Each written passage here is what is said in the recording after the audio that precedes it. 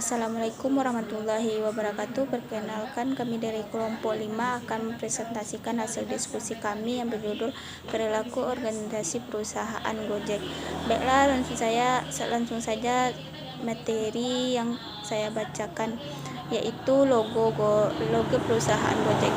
Warna hijau pada jaket ojol memberi tanda pada pengguna jalan yang lain bahwa ada ojol di depan mereka, karena ojol yang sering berkendara lambat dan berhenti tiba-tiba. Warna yang terang itu memberikan informasi kalau pengendara lain diharapkan waspada ketika ada ojol di sekitar mereka. Logo ini mewakilkan semangat kami untuk selalu menawarkan cara pintar dalam mengatasi tantangan yang dihadapi para pengguna untuk hidup yang lebih mudah bagi konsumen.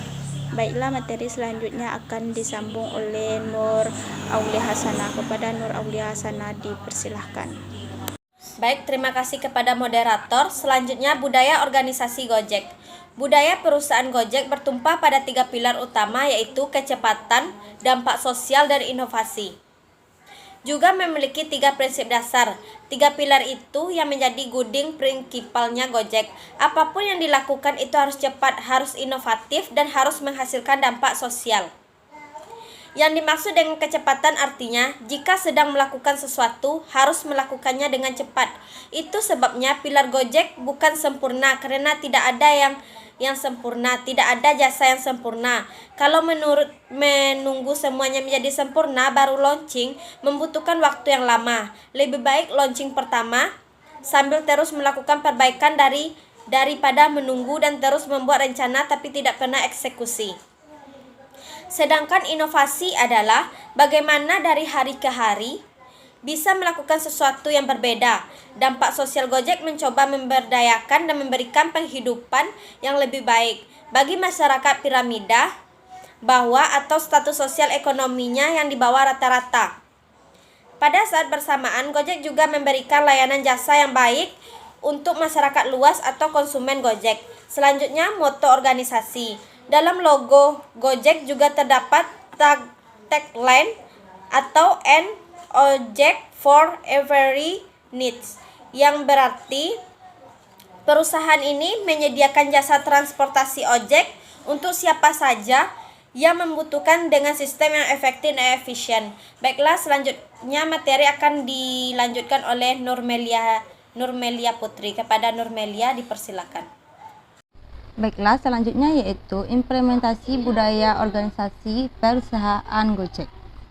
Head of Branch Gojek Tarun Agarwal mengatakan di tengah situasi yang dinamis ini, penerapan model bisnis direct to consumer merupakan salah satu strategis yang tepat untuk bertahan hidup bagi perusahaan-perusahaan startup. Ia menyebutkan metode ini pula yang dilakukan Gojek sehingga masih bisa bertahan hingga saat ini.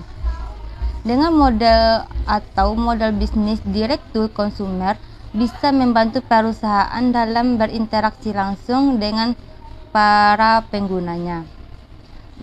Begitupun dengan yang kami lakukan di Gojek. Kini melalui metode ini kami lebih banyak berinteraksi dengan pengguna kami walaupun ada pandemi, ujar dalam press conference yang dilakukan secara virtual.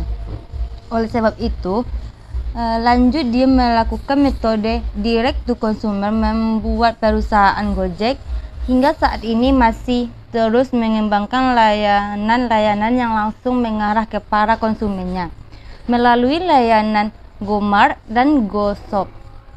Perusahaan Gojek pun membuat para konsumennya untuk berbelanja kebutuhan sehari-hari atau grocers secara online di tengah pandemi ini. Baiklah, materi selanjutnya yang dibacakan oleh Siti Nurfaliza. Baiklah, saya akan melanjutkan materi yaitu tentang pengaruh positif budaya organisasi terhadap internal perusahaan. Perkembangan pengelolaan pelayanan di organisasi perusahaan Gojek sangat menunjukkan karakteristik pengelolaan organisasi dengan menggunakan pendekatan modern, di mana bentuk dan cara pengelolaan organisasi menyesuaikan dengan keadaan lingkungan agar organisasi perusahaan Gojek mencapai keberhasilan. Formalisasi tersebut bagi organisasi Gojek menunjukkan tingkat sejauh mana pekerjaan khususnya pelayanan jasa Gojek kepada para customer di dalam organisasi ini yang distandarisasikan. Yang pertama, pendekatan fungsional. Pada pendekatan ini, pengkategorian analisis internal sering diarahkan pada pasar dan pemasaran. Yang kedua, pendekatan rantai nilai. Analisis ini dapat dengan pendekatan rantai nilai didasarkan pada serangkaian kegiatan yang berurutan dari sekumpulan aktivitas nilai yang dilaksanakan untuk mendesain, memproduksi, memasarkan, dan mengirim, serta mendukung produk. Pengaruh positif budaya organisasi terhadap internal dan eksternal perusahaan. Ada dua pengaruh. Yang pertama, lingkungan makro. Yang kedua, lingkungan industri. Lingkungan makro terbagi menjadi dua. Yang pertama, elemen perekonomian berkaitan dengan bagaimana orang atau bangsa memproduksi, mendistribusikan, dan mengonsumsi berbagai barang dan jasa. Perusahaan perlu memperhatikan sejauh mana perekonomian dapat mempengaruhi perusahaan atau organisasi dari segi upah tenaga kerja, inflasi, perpajakan, pengangguran, dan harga barang yang dikelola. Yang kedua, elemen politik dan legal. Situasi politik, perpolitikan, dan masalah legal sangat terkait dengan keberlangsungan perusahaan untuk jangka panjang. Situasi politik, perpolitikan yang kondusif memberikan kenyamanan bagi para organisasi atau pelaku usaha. Yang kedua, lingkungan industri. Lingkungan industri terbagi menjadi dua juga. Yang pertama, ancaman pelaku bisnis baru, maksudnya perusahaan sebagai pendatang baru akan menimbulkan sejumlah implikasi bagi perusahaan yang sudah ada. Yang kedua, ancaman produk substitusi. Perusahaan-perusahaan yang berada dalam industri tertentu akan bersaing pula dengan produk pengganti.